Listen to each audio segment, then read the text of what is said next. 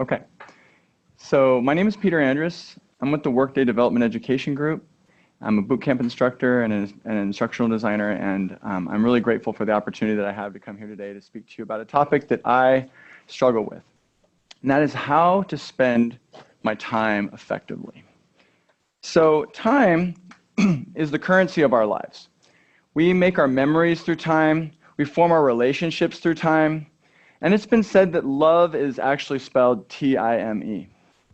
That being said, how we spend our time really shows what's important to us. And we are all given the same amount of time. We all get 24 hours to do our work each day. So that also, there's certain companies, certain people who want to take our time away from us. They want to drain our time away from us minute by minute. And those companies that want to take our time away from us, I'm going to call the attention merchants. So a few years ago, I was a slave to the attention merchants. I spent all my spare time playing video games. When I wasn't doing that, I was on social media. I was scrolling through my news feed endlessly, or I was on Netflix browsing forever and then watching a movie from time to time, or I was listening to podcasts and on and on. I was lost in a world of notifications and noise. And then any time I had left over, I would give to my family. But in reality, my family is the most important people in my life. But I was spending all my time with the attention merchants and giving what was left over to my family. So why was I acting this way? This was crazy. Well, part of the reason I was acting this way is because the attention merchants wanted me to. Okay? So Tim Wu, who is a professor at Columbia University and who also coined the term net neutrality, has said that the attention industry is the industry whose business model is the attraction resell of human attention. Okay, so we've always seen advertisers that want to sell us things, radio, TV, newspapers, things like that. Okay, they've always wanted to sell us stuff. But in the last 10 years, we've seen companies emerge that strictly want to harvest and sell our attention to others.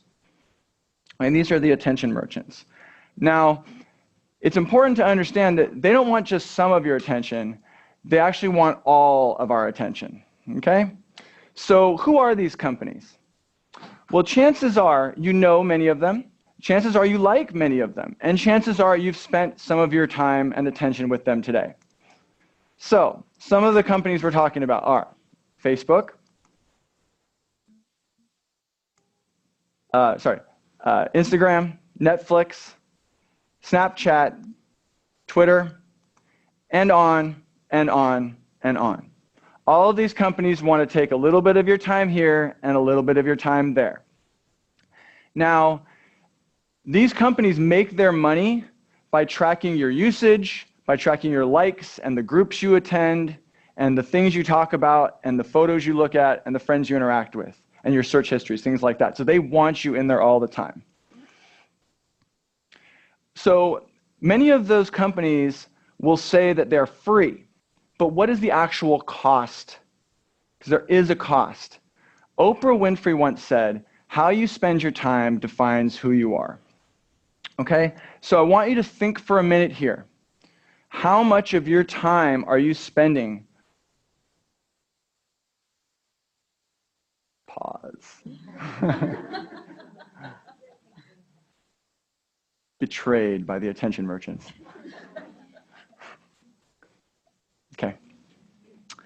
So I want you to think for a minute, how much of your time are you spending with the attention merchants? Okay? I want you to take just a second to think about your future for a second. What do you want your life to look like? What do you want to see in a year or 5 years or 10 years?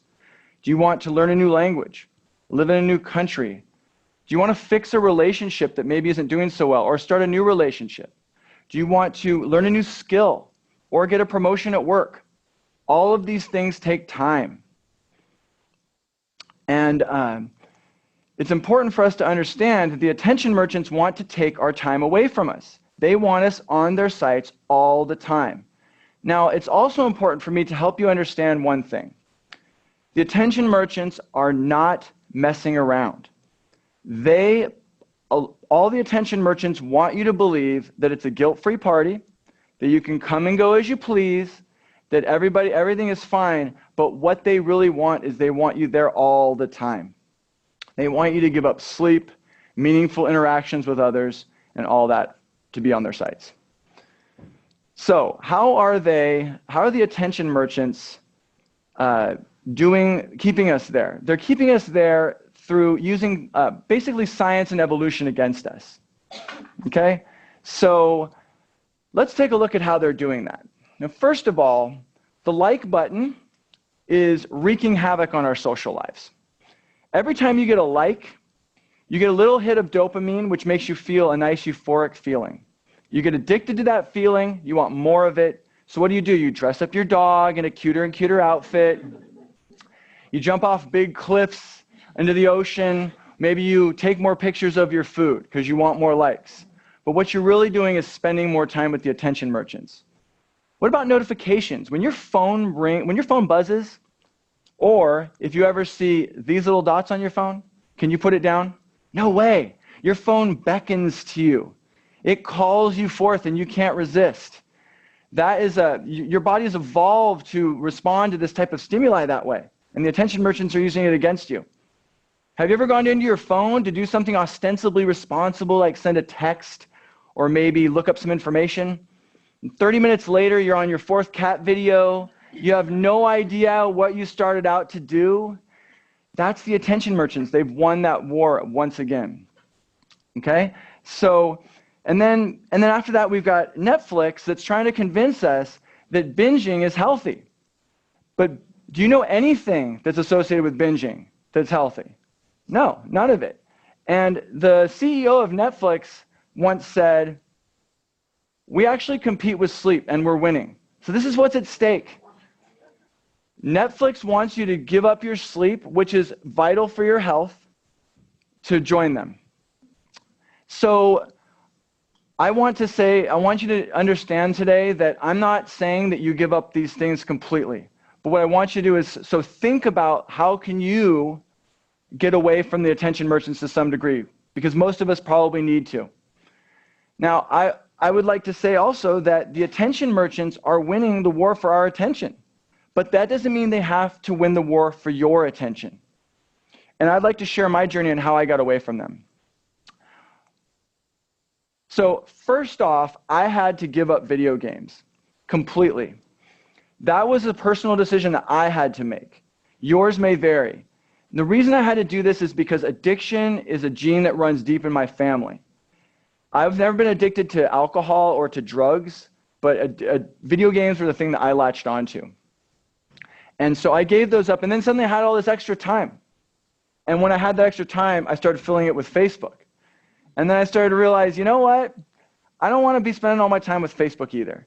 So the next step I took was I went on a digital fast.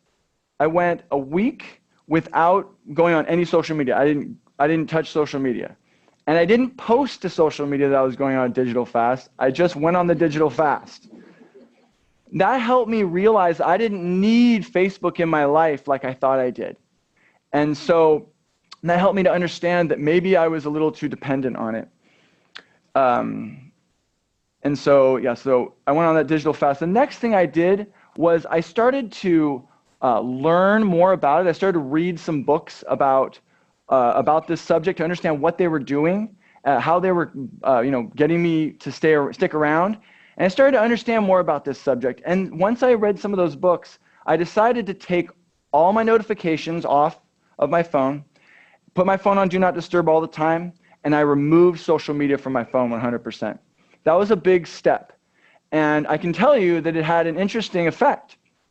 The day after I took Facebook off of my phone, I had a really weird thing happen to me. And that was I realized I had the phone swing as muscle memory. Okay, you all know what the phone swing is. I'll demonstrate it right here. The phone swing is when you sit down and you think that you have to swing your phone out of your pocket like this. Swing.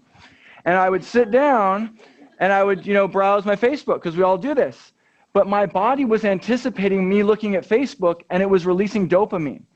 So I literally couldn't sit in a chair properly after I got Facebook off my phone, because I got a euphoric feeling. I had to retrain my body to do this again. And it was very weird and bizarre.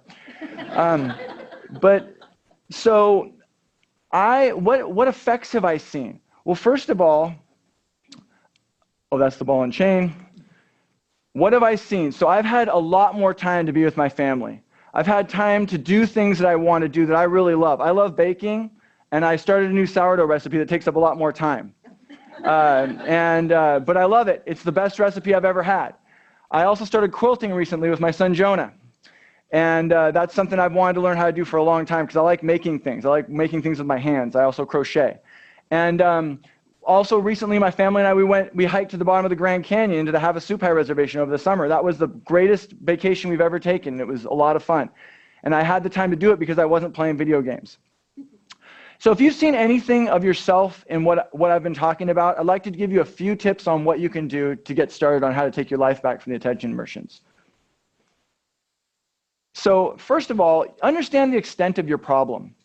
iOS has a great app called Screen Time, and Android has an app called Digital Wellbeing that allow you to track what apps you're using and for how long each day.